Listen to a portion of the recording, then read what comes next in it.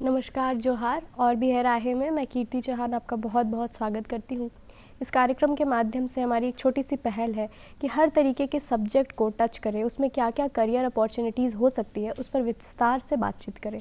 आज जिस career opportunity के बारे में हम बात करने वाले हैं वो है कार्डियक फिजियोथेरेपी में करियर की संभावनाएं। चर्चा करने के लिए हमारे साथ मौजूद हैं डॉक्टर आकांक्षा आनंद सक्सेना जी, जो कि एचओडी हैं फिजियोथेरेपी डिपार्टमेंट ऊषा मार्टिन। नमस्कार मैम, बहुत बहुत स्वागत है आपका हमारे कार्यक्रम में। सबसे पहले इस सब्जेक्ट को ही समझना चाहेंगे कि कार्डियक फिजियोथेरेपी सब्जेक्ट क्या है। ये जो विषय है फिजियोथेरेपी, इसमें बेसिकली इलाज होता है मरीज़ों का एक कुछ मशीनी उपकरण के और कुछ व्यायाम के माध्यम से। इसमें एक स्पेशलाइजेशन है कार्डियक फिजियोथेरेपी, जिसमें हृदय रोग हैं या सांस से संबंधी बीमारियां हैं, उनका इलाज किया जाता है।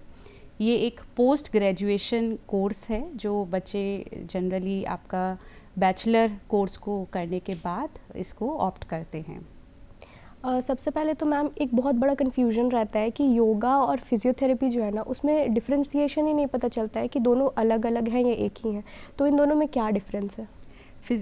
योगा हम जनरल योगा जो माना जाता है वो है आपका योग, यानी मन और तन की एक साधना, एक योग, मन को और तन दोनों को स्थिर रखना और निश्चित रूप से व्यायाम करना। तो ये हमारी जीवन शैली का एक बहुत अच्छा अंग है। फिजियोथेरेपी एक साइंस बेस्ड, जिसको हम कहते हैं, एक्सरसाइजेस का एक नियमित प्रोटोकॉल होता है जो बीमारी को टारगेट करता हुआ कराया जाता है। जैसे कि अगर किसी को फ्रैक्चर हुआ है हाथ में, या किसी मरीज़ को अस्थमा की बीमारी है, तो उससे संबंधित उसमें जो एक स्पेसिफिक एक्सरसाइजेज होती हैं उसके थ्रू इनका इलाज किया जाता है। तो फिजियोथेरेपी में और योगा में देखते हुए काफ़ी अंतर है। योगा हमारी जीवन शैली को अच्छा बनाता है, स्वस्थ बनाता है, लेकिन जब हम किसी एक स्पेसिफिक बीमारी से गुजरते हैं तो उसमें हमें एक अच्छे फिजियोथेरेपिस्ट की इलाज की ज़रूरत पड़ती है। जी, मतलब बेसिक डिफरेंस तो ये है कि मान लीजिए योगा ले लेते, कोई एक ले लेता है कि कोई सूर्य नमस्कार कर रहा है, तो वो कोई किसी पर्टिकुलर बीमारी के लिए नहीं कर रहा है, आप अपने स्वास्थ्य के लिए कर रहे हैं इन जनरल। बट अगर आप फिजियोथेरेपी ले रहे हैं तो आप किसी एक पर्टिकुलर बीमारी के लिए ही वो फिजियोथेरेपी ले रहे होंगे। जी। कोर्सेज़ की अगर बात करें तो इस सब्जेक्ट को लेकर के कौन कौन सी कोर्सेज़ है जो हमारी यूनिवर्सिटीज़ में अवेलेबल है? फिजियोथेरेपी में सबसे पहले तो एक यूजी लेवल का कोर्स होता है जिसको बैचलर इन फिजियोथेरेपी कहते हैं। ये 4.5 वर्ष का कोर्स है, जिसको करने के बाद बच्चे डॉक्टर बनते हैं फिजियोथेरेपी कोर्स में। इसके बाद वो अपने खुद के हॉस्पिटल्स या क्लिनिक सेंटर्स भी खोलते हैं, और बच्चे जब हायर एजुकेशन में जाना चाहते हैं तो स्पेशलाइजेशंस करते हैं। उसी स्पेशलाइजेशन में से एक जो हम आज विषय पे चर्चा कर रहे हैं, एक कार्डियक फिजियोथेरेपी है, जिसको हम मास्टर्स इन कार्डियोपल्मोनरी फिजियोथेरेपी भी कहते हैं। इसमें हृदय और सांस संबंधी बीमारियों का इलाज करना सिखाया जाता है। पेशेंट को कैसे असेस करना है, उनको इलाज करना है, उनके बारे में पूरी जानकारी देना पेशेंट को, ये एक इसका पाठ्यक्रम के अंतर्गत आता है। हमारे झारखंड में अगर हम बात करते हैं क्या कहाँ कहाँ इसे ऑफ़र किया जाता है, तो झारखंड में अभी ऊषा मार्टिन यूनिवर्सिटी, जहाँ पर हम काम भी करते हैं इस पाठ्यक्रम में, इस विभाग में, वहाँ पर अभी बैचलर इन फिजियोथेरेपी कोर्स चलाया जाता है। पूरे झारखंड में अभी मास्टर्स इन फिजियोथेरेपी प्रोग्राम नहीं शुरू हुआ है, और हमारी यूनिवर्सिटी प्रयासरत है इसको शुरू करने के लिए, ताकि झारखंड के बच्चे बाहर ना घूमें और हमारे इस यूनिवर्सिटी से आके जुड़ सकते हैं। अगर हम इंडिया की बात करते हैं, अपने देश की बात करते हैं, तो बहुत अच्छे संस्थान हैं जो इस कोर्स को चलाते हैं। जैसे दिल्ली में है जामिया हमदर्द यूनिवर्सिटी है, इंद्रप्रस्थ यूनिवर्सिटी है। हम अगर साउथ की तरफ बढ़ते हैं तो DY पाटिल यूनिवर्सिटी पुणे में जो स्थित है, राजीव गांधी यूनिवर्सिटी है। बहुत सारे संस्थान हैं जिसमें कोर्स बहुत अच्छे से चल रहा है, और बहुत अच्छा स्टूडेंट का इंटरेस्ट भी इस एरिया में बहुत अच्छा है। जी, अगर एलिजिबिलिटी की बात करें, अगर किसी भी बच्चे को ग्रेजुएशन में भी फिजियोथेरेपी लेना है तो उसके लिए क्या क्या एलिजिबिलिटी क्राइटेरिया है, क्या क्या कोर्सेज़ होने चाहिए उसके 12th में, कि उसने PCM लिया हो, PCB लिया हो, क्या लिया हो, और इसके अलावा एज का क्या क्राइटेरिया है, कौन कौन से एग्ज़ाम्स भी होते हैं जिनको क्वालिफाई करके एडमिशन होते हैं? तो एलिजिबिलिटी की अगर हम बात करते हैं तो सबसे पहले तो हम बैचलर लेवल से शुरू करते हैं। बैचलर लेवल फिजियोथेरेपी करने के लिए बच्चे जब 12वीं में साइंस लेते हैं तो बायोलॉजी का होना कंपलसरी है इसमें एडमिशन के लिए, और 12वीं जब पास करें तो 50% मार्क्स या अंक बच्चे का होना चाहिए, तभी वो इस कोर्स को ऑप्ट कर सकते हैं।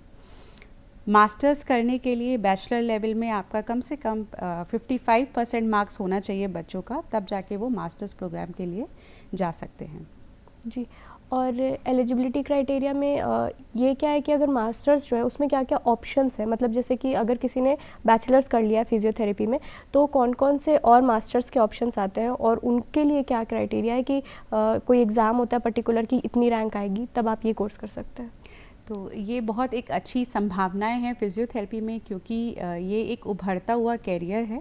तो इसमें जब से इसे कहते हैं, जैसे बच्चा जब जन्म लेता है इन्फेंट से लेके और जब हम एज कर जाते हैं, जिसको कहते हैं जीरियाट्रिक्स, एक इसका स्पेशलाइजेशन है। तो पीडियाट्रिक्स मतलब जब बच्चा जन्म लेता है और जब बुढ़ापा मतलब जीरियाट्रिक्स, तो वहाँ तक इसमें संभावनाएं ही हैं और उसी के बेसिस पे इसमें इतनी सारी स्पेशलाइजेशंस भी हैं।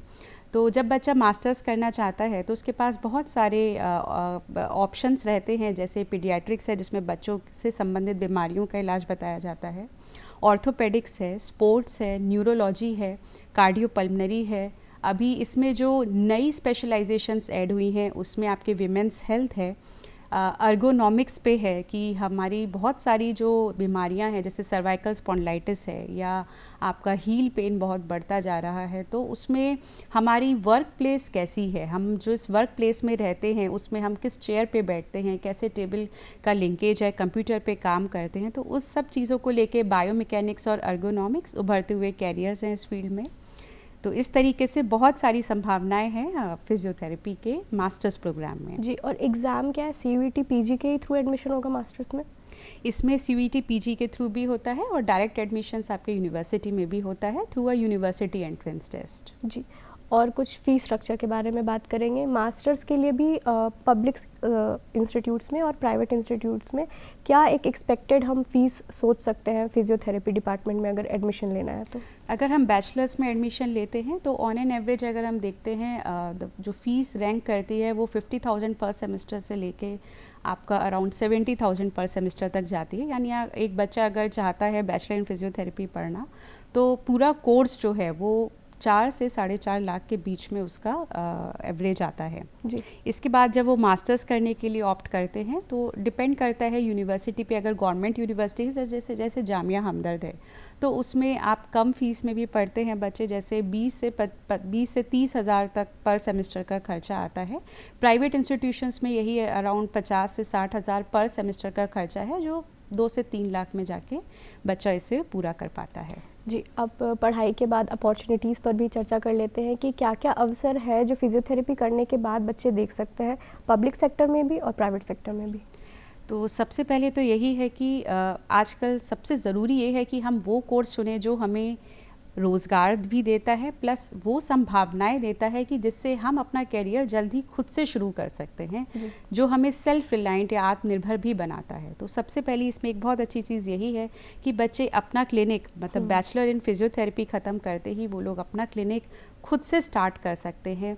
दूसरी चीज़ है, आप हॉस्पिटल्स में एम्प्लॉयड होते हैं as a therapist, rehabilitation centres में वर्क कर सकते हैं, NGOs में वर्क कर सकते हैं, और आप अगर हायर एजुकेशन में जाना चाहते हैं तो मास्टर्स परस्यू करके आप इसमें directly as an assistant professor universities पे ज्वाइन कर सकते हैं।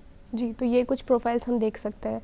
और स्कॉलरशिप की अगर बात करें, क्योंकि सब बच्चों के लिए जो आपने फ़ीस बताई है वो फीजिबल नहीं होती है, तो अगर उसमें भी कुछ रिलैक्सेशन चाहिए तो क्या क्या ऐसे एग्ज़ाम्स हो सकते हैं जो बच्चे दे करके स्कॉलरशिप ऑप्ट कर सकते हैं? कुछ स्कॉलरशिप्स तो हमारे स्टेट्स ऑफ़र करते हैं, जैसे आपके झारखंड में ही हैं ई कल्याण स्कॉलरशिप्स हैं, या यूनिवर्सिटीज़ भी स्कॉलरशिप प्रोवाइड करती हैं, और गवर्नमेंट की तरफ से ऐसे अभी कोई स्कॉलरशिप्स इसमें नहीं हैं। तो ये यूनिवर्सिटीज़ हैं जो स्कॉलरशिप्स प्रोवाइड करती हैं, प्लस स्टेट गवर्नमेंट्स की भी स्कॉलरशिप है मेडिकल के क्षेत्र में जो बच्चे ऑप्ट कर सकते हैं। जी, हर चीज़ की ना फ़ॉरेन में भी संभावनाएं होती हैं, और स्टूडेंट्स का, बहुत सारे स्टूडेंट्स का ये माइंडसेट भी होता है कि पढ़ना है तो बाहर जा कर के पढ़ना है। तो अगर फ़ॉरेन में स्टडी अपॉर्चुनिटीज़ की बात करें फिजियोथेरेपी को लेकर के, तो वो कैसी है? फिजियोथेरेपी को लेके अगर हम कंपैरिजन भी करते हैं इंडिया और अब्रॉड में, तो बच्चे हैं या वहाँ पर जो संभावनाएं हैं वो बहुत ज़्यादा हैं। कैरियर के प्रोस्पेक्ट्स में भी, मतलब जितने कोर्सेज़ ऑफ़र होते हैं, स्पेशलाइजेशंस ऑफ़र होती हैं, प्लस सैलरी स्ट्रक्चर्स भी अगर हम देखते हैं तो वहाँ पर ज़्यादा अच्छी ग्रोथ है बच्चों के लिए। और फिज़ियोथेरेपी को लेके जैसे मैं गिनाना चाहूँगी, जैसे कनाडा है, ऑस्ट्रेलिया है, ब्रिटेन है, लंदन है, इन सब में बच्चों की करियर प्रॉस्पेक्ट्स बहुत हाई हैं। हाँ, यहाँ पर आप जब कैरियर प्रॉस्पेक्ट्स हाई हैं तो यहाँ पर डिमांड्स भी हाई होती हैं, तो वहाँ पर बच्चों को प्रैक्टिस करने के लिए लाइसेंस एग्ज़ाम्स का क्लियरेंस करना बहुत ज़रूरी है। और हर कंट्री के अपने कुछ नॉर्म्स होते हैं। एक जनरल नॉर्म्स अगर हम देखते हैं अब्रॉड जाने के लिए, तो सबसे पहले तो आइलेट्स या टॉफल बच्चे को क्लियर करना होता है। उसके बाद जो हमारे यूनिवर्सिटी के एग्ज़ाम्स होते हैं जिसमें बच्चा एडमिशन लेना चाहता है, उसको उन्हें क्लियर करना ज़रूरी रहता है। जी, अगर स्टूडेंट्स की बात करें तो अगर एज अ फिज़ियोथेरेपिस्ट क्या क्या ऐसे क्वालिटीज़ हैं जो आप कह सकते हैं कि एक गुड फिज़ियोथेरेपिस्ट ये क्वालिटीज़ पोर्ट्रे करेगा? तो फिज़ियोथेरेपी में, और मैं कहना चाहूँगी कि कोई भी मेडिकल प्रोफेशन में जब एक छात्र आता है तो सबसे पहली जो क्वालिटी है वो है उसका डेडिकेशन और उसका पेशेंस। क्योंकि जब हम पेशेंट को देखते हैं या मरीज़ को देखते हैं तो वो एक बीमार इंसान है जो अपनी बीमारी का इलाज आपके पास लेकर आया है, एक उम्मीद से लेकर आया है। तो सबसे पहले तो हमारा जो पॉइंट ऑफ कम्युनिकेशन है, जो हमारा संपर्क आता है पेशेंट के साथ, वो बहुत विनम्र होना चाहिए। क्योंकि पेशेंट गुस्सा कर सकता है बट एज अ थेरेपिस्ट आप नहीं कर सकते हैं। तो वो समझ होना मरीज़ के बारे में, जिसे हम टेक्निकली एम्पैथी कहते हैं, वो बहुत ज़रूरी है।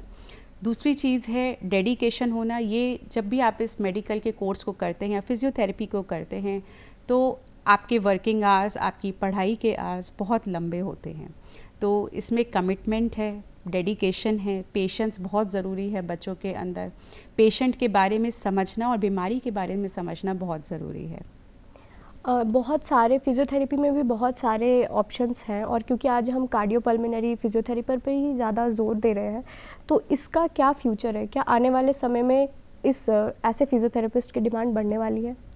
जब ये स्टार्ट हुआ था स्पेशलाइजेशन, जब शुरू में होता था तो हम लोग देखते थे कि कार्डियोपल्मोनरी फिजियोथेरेपिस्ट जनरली हॉस्पिटल से एसोसिएटेड रहते थे। जैसे आईसीयू पेशेंट्स हैं, चेस्ट वार्ड में पेशेंट्स एडमिट होते हैं, कोई पेशेंट्स जो वेंटिलेटर्स पे रहते हैं, तो उसमें फिजियोथेरेपिस्ट का एक बहुत महत्वपूर्ण योगदान रहता है उसको वेंटिलेटर से रिमूव करने में या आर्टिफिशियल ऑक्सीजन से रिमूव करने में। धीरे धीरे जैसे जैसे जीवन शैली की बीमारियां बढ़ी, जिसको हम लाइफस्टाइल डिसऑर्डर्स कहते हैं, जैसे डायबिटीज़ है, आप देखते हैं हार्ट अटैक के केसेस बढ़ते जा रहे हैं। फिर कोविड-19 आया, उसके बाद लंग्स अफेक्टेड कंडीशंस बढ़ती चली गई। तो अब इस रुझान में कार्डियक रिहैबिलिटेशन या जिसे कहते हैं हृदय पुनर्वास, इसकी संभावनाएं और भी बढ़ गई हैं कि कैसे इन बीमारियों में कार्डियक रिहैबिलिटेशन आपका बहुत इंपॉर्टेंट रोल प्ले करता है। तो ये एक उभरती हुई फील्ड है जिसमें आप हार्ट अटैक्स को रिवर्स कर सकते हो, जिसमें सही जीवन शैली से आप डायबिटीज़ को रिवर्स कर सकते हैं, पीसीओडी है, विमेंस हेल्थ है। तो इन सब बीमारियों में कार्डियक रिहैबिलिटेशन का एक बहुत बहुत इम्पॉर्टेंट रोल है। जी, अगर सिलेबस की बात करें, क्योंकि कई बार होता है कि अगर बच्चों ने मन भी बना लिया है कि ये कोर्स लेना है, फिर भी सिलेबस जब वो पता करते हैं तो उनको लगता है कि नहीं, मेरे लिए बहुत टफ है, मैं शायद ये नहीं कर पाऊँगा, या फिर सिलेबस देखने के बाद ये भी हो सकता है कि ये मेरे लिए फिजिबल है, ये कर लेना चाहिए। तो अगर हम बैचलर्स में बात करें, फिजियोथेरेपी की क्या सिलेबस होती है, ओवरव्यू अगर आप देना चाहें तो बैचलर इन फिजियोथेरेपी जैसा प्रोग्राम, जैसे मैंने कहा कि ये 4.5 साल का कोर्स है, तो सबसे पहले कहीं कहीं ईयरली फॉर्म होता है या कहीं कहीं सेमेस्टर्स में भी है। तो ये 8 सेमेस्टर्स का प्रोग्राम है। 8 सेमेस्टर्स में सब्जेक्ट्स जैसे रहते हैं आपकी बॉडी की संरचना के बारे में, एनाटमी है, फिजियोलॉजी है, आपका बायोमैकेनिक्स है, ऑर्थोपेडिक्स, न्यूरोलॉजी, इस तरीके के मेडिकल सब्जेक्ट्स रहते हैं। और हमारा लास्ट ईयर जब आता है तो प्योरली फिजियोथेरेपी रिहैबिलिटेशन के सब्जेक्ट्स रहते हैं। तो इसमें सबसे पहली चीज़ मैं यही कहूँगी कि अगर आपने मन बनाया है तो कुछ सोच के बनाया होगा, तो उसमें कभी बच्चों को डरना नहीं चाहिए। क्योंकि आप किसी भी प्रोफेशन में जाते हैं, किसी भी कोर्स में एडमिशन लेते हैं, उसमें डेडिकेशन आपको हर कोर्स में चाहिए। और हम जब भी हम कोर्स का चयन करते हैं तो हमेशा हमें अपनी आइडेंटिटी से उसे जोड़ना है। तो वो आइडेंटिटी बिना मेहनत के कभी नहीं आती है। तो कभी भी इसे डरना नहीं चाहिए। और इसे पढ़ने में बहुत मज़ा आता है, क्योंकि आप पेशेंट्स जब आपसे कहते हैं ना कि हाँ मैं आपकी वजह से ठीक हुआ, वो सेटिस्फेक्शन आपको आगे का मोटिवेशन ज़रूर देता है।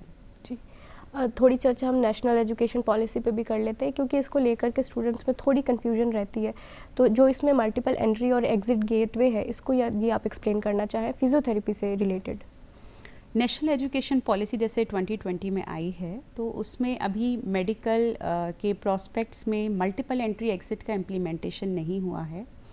कि मल्टीपल एंट्री एग्ज़िट मैं पहले बता दूं, ये एक इस तरीके का है कि जैसे बच्चा अगर 1 साल पढ़ता है तो वो डिप्लोमा कोर्स माना जाए, या 2 साल पढ़ता है और उसके बाद वो डिग्री कोर्स माना जाए। लेकिन इसमें अभी ऐसे मल्टीपल एंट्री एग्ज़िट नहीं इम्प्लीमेंट हुए हैं, क्योंकि इसका एक्सटेंसिव करिकुलम आपका 4.5 साल का ही आपको एज अ बीपीटी डिग्री बनाता है। तो एनईपी के लेकिन कुछ कुछ और प्रॉस्पेक्ट्स हैं, जैसे एनईपी ये भी कहती है कि हमारा जो करिकुलम जब आप बनाएं तो वो बहुत एनरिच्ड होना चाहिए इन फॉर्म ऑफ इंटर्नशिप है, क्लिनिकल ट्रेनिंग है, बच्चे हॉस्पिटल्स में प्रैक्टिस करें, रिसर्च प्रोजेक्ट है, तो बैचलर लेवल पे भी बच्चे रिसर्च प्रोजेक्ट करते हैं। तो ये सब चीज़ें इनकॉर्पोरेटेड हैं।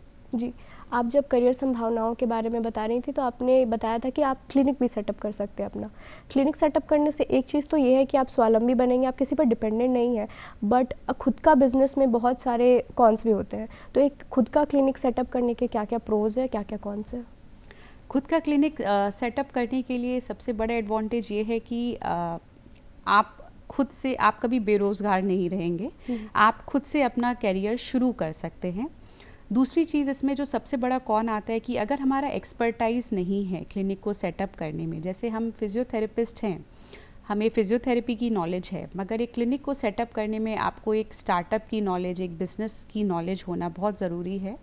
तो इसके लिए जब हम ऐसे लोगों से जुड़ें जो आर्किटेक्ट हैं, जो बिज़नेस में आपको गाइड कर सकते हैं, स्टार्टअप्स में गाइड कर सकते हैं, तो इससे हमारे कॉन्स कम हो जाते हैं। बाकी इसमें ऐसी कोई भी डिसएडवांटेज नहीं है। क्लिनिक स्टार्ट करना एक बहुत अच्छी चीज़ है और बहुत अच्छी डिमांड भी है।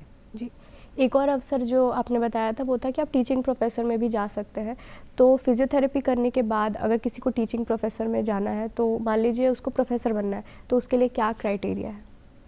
टीचिंग प्रोफेशन में जाने के लिए सबसे बेसिक जो एलिजिबिलिटी है वो है आपका मास्टर्स होना। सो मास्टर्स इन फिजियोथेरेपी आप किसी भी स्पेशलाइजेशन में करते हैं तो आप एक असिस्टेंट प्रोफेसर डायरेक्ट रिक्रूटमेंट के लिए एलिजिबल हो जाते हैं।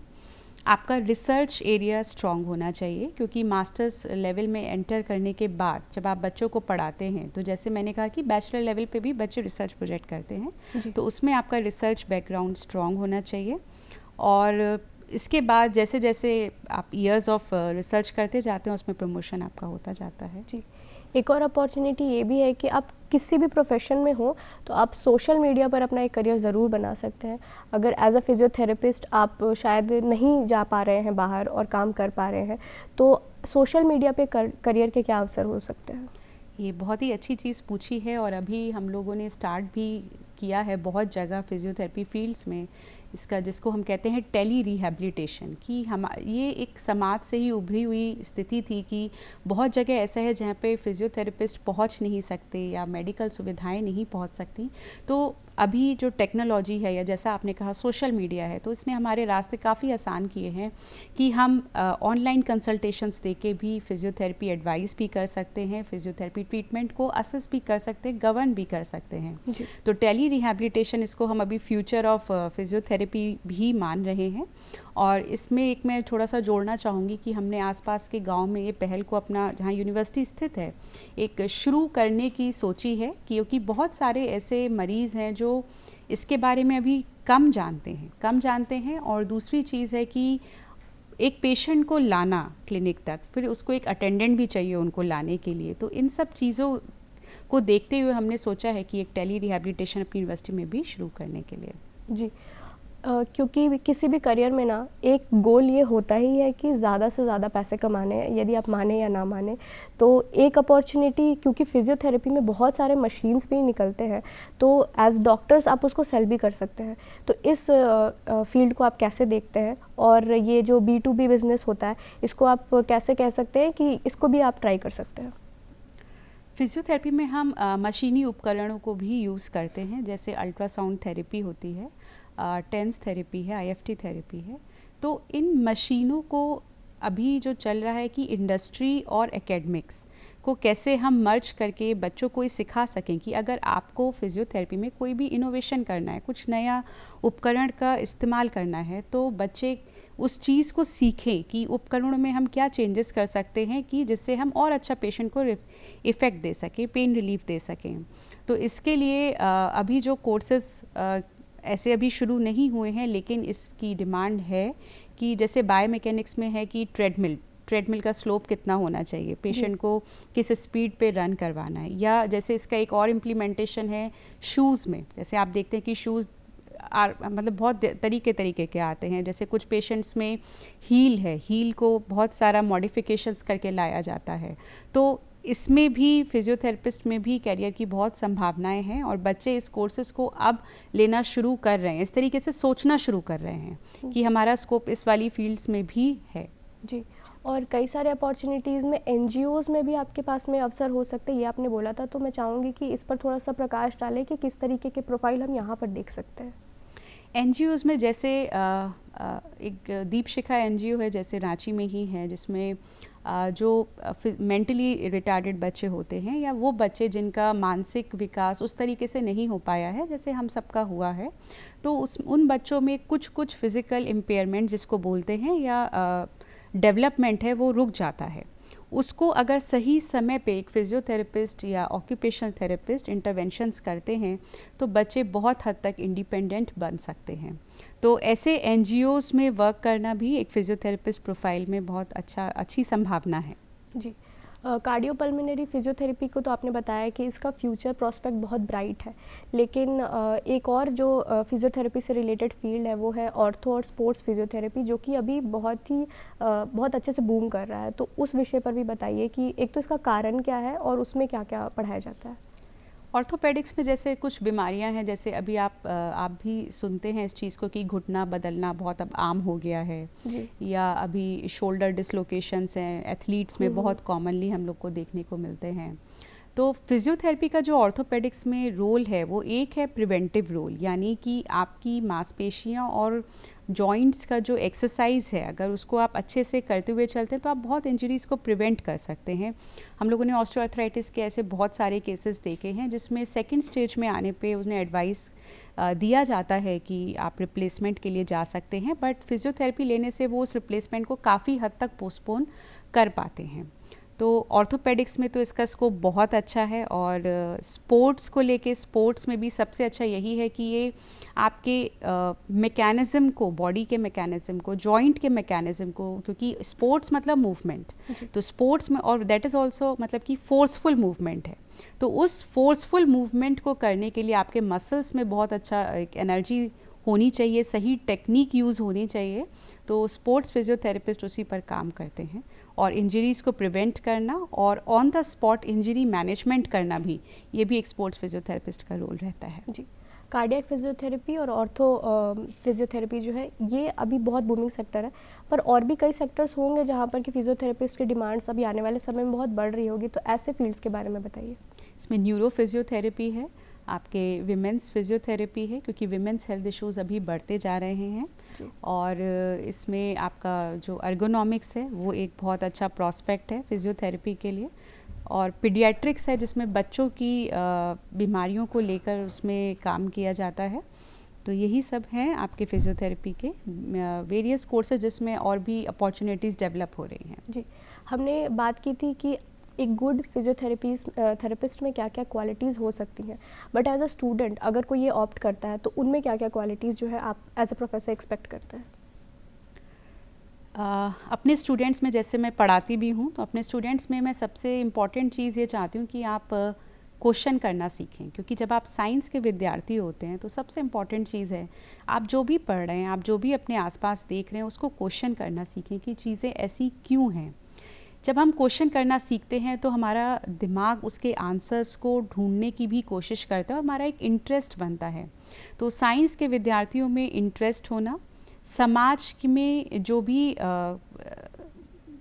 समाज में जो भी बीमारी है उसके विषय में चर्चा करना, ये सबसे ज़रूरी होता है, और इसी से हम समाधान कह सकते हैं या आप कैरियर प्रॉस्पेक्ट्स कह सकते हैं, वो उभरते हैं। तो बच्चों का इसमें डेडिकेशन तो बहुत ज़रूरी है। जी, एक चीज़ है कि ये सबको ही पता है कि अगर आपको डॉक्टर बनना है तो उसके लिए आपको नीट क्वालिफाई करना पड़ेगा, लेकिन अगर फिजियोथेरेपिस्ट बनना है या डेंटिस्ट बनना है तो उसके लिए भी क्या नीट एग्ज़ाम होता है या इनके अलग से एंट्रेंस एग्ज़ाम होते हैं?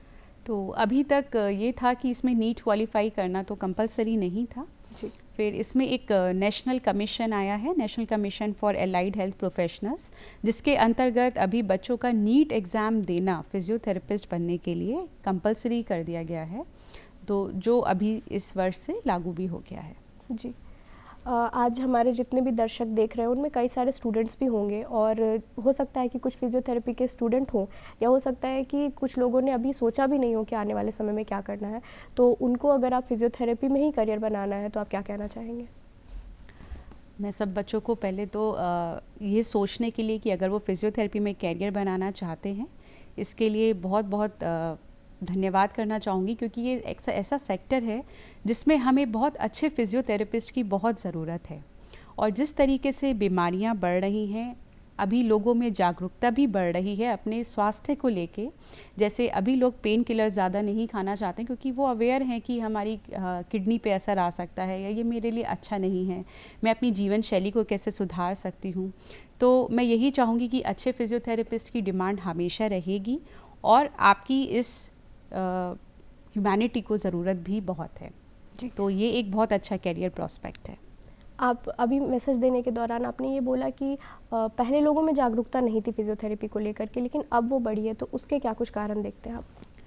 फिजियोथेरेपी को की अवेयरनेस पहले कम इसीलिए थी क्योंकि ये एक एक्सरसाइज या व्यायाम के रूप में देखा जाता था। तो जैसे आपने शुरू में मुझसे पूछा योगा और इसमें क्या अंतर है, तो उस कन्फ्यूजन के चलते भी अवेयरनेस कम थी। और दूसरी चीज़ ये है कि अब लोग की बीमारियां बहुत बढ़ गई हैं, हमारा सोशल मीडिया बहुत इन्फ्लुएंस करता है ये जानने के लिए कि आपके स्वास्थ्य के लिए क्या अच्छा है।